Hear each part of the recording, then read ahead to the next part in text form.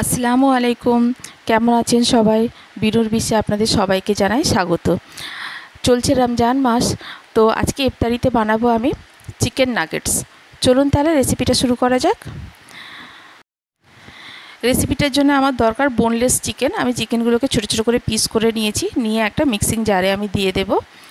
আর দেব এতে bread, slice bread. ব্রেডের 4-5টা আমি কেটে নিয়েছি, নিয়ে ছোটো ছোটো টুকরো করে দিয়ে দিলাম। আর দিয়ে দিলাম গোলমরিচ গুঁড়ো আর সয়া সস। এই 2 চামচের মতো দিলাম। স্বাদ মতো নুন দেব, একটু গুঁড়ো লঙ্কা দেব, খুব সামান্য হলুদ দেব। আর দেব এতে পেরি পেরি মিক্স যেটা পাওয়া যায়, এটা যে কোনো সুপার মার্কেটে পেয়ে যাবেন, দেব। আর গার্লিক পাউডার দেব, আর অনিয়ন পাউডার দেব। এগুলো আপনি গার্লিক, অনিয়ন, জিঞ্জার এগুলো আপনি এমনিও দিতে পারেন, কিন্তু সেটা দিলে কি, এই যে জিঞ্জার পাউডারটাও দেব, সেটা দিলে কি হয়, বাটা দিলে কি হয় যে একটু জলো জলো ভাবটা চলে আসে। আর এই গুঁড়োগুলো দিলে কি হয়, শুকনো ভাবটা থাকে। এই যে দেখুন, ব্লেন্ড করার পরে এই ধরনের একদম মিহি হয়ে যাবে বাটাটা। দিয়ে এবারে এটাকে আমি একটা মিক্সিং বোলে ঢেলে নেব সবগুলোকে, নিয়ে একটু হাত দিয়ে ভালো করে মাখিয়ে নেব। নিয়ে এতে একটু সাদা তেল দিয়ে দিলাম, অল্প করে সাদা তেলটা দেব, দিয়ে ভালো করে একসঙ্গে মাখিয়ে নেব আমি। এই যে আমার মাখাটা হয়ে গেল কমপ্লিট। এবারে আমি একটা ডিম ভেঙে নেব। ডিমের মধ্যে কোনো মশলা লাগবে না, শুধু একটু নুন দেব, দিয়ে ভালো করে ডিমটাকে ফেটিয়ে নেব। আর নিয়ে নিলাম ব্রেড ক্রাম্বস।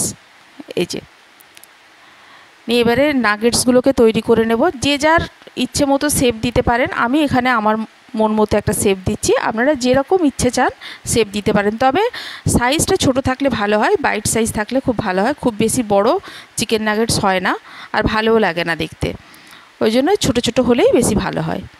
এই যে এক এক করে আমি সবগুলো নাগেটস গড়ে নিলাম।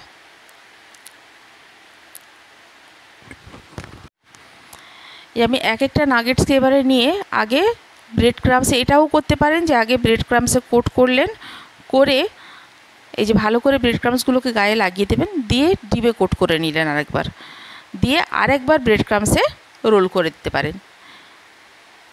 এরকমও করতে পারেন, আবার ডিরেক্ট ডিমে ডোবালেন প্রথমে, তারপরে ব্রেড ক্রাম্বসে ডুবিয়ে দিলেন, ব্যাস এইটুকু হলেও চলবে। এবার আপনাদের ইচ্ছে যেটা ইচ্ছা করতে পারেন। এই সবগুলো আমার কোট করা হয়ে গেল। আচ্ছা, এই রকমভাবে আপনারা ফ্রিজারে রেখেও দিতে পারেন, স্টোর করে, যখন প্রয়োজন রুম টেম্পারেচার বার করে ফ্রাই করলে হয়ে যাবে। চলুন এবারে ফ্রাই করে নিই এগুলোকে। এই যে 2 পিস লাল লাল করে ভেজে আমি তুলে নেব।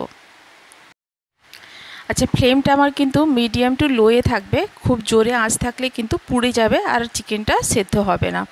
এই যে আমার হয়ে গেল একটা ব্যাচ, আমি তুলে নিলাম তেল থেকে।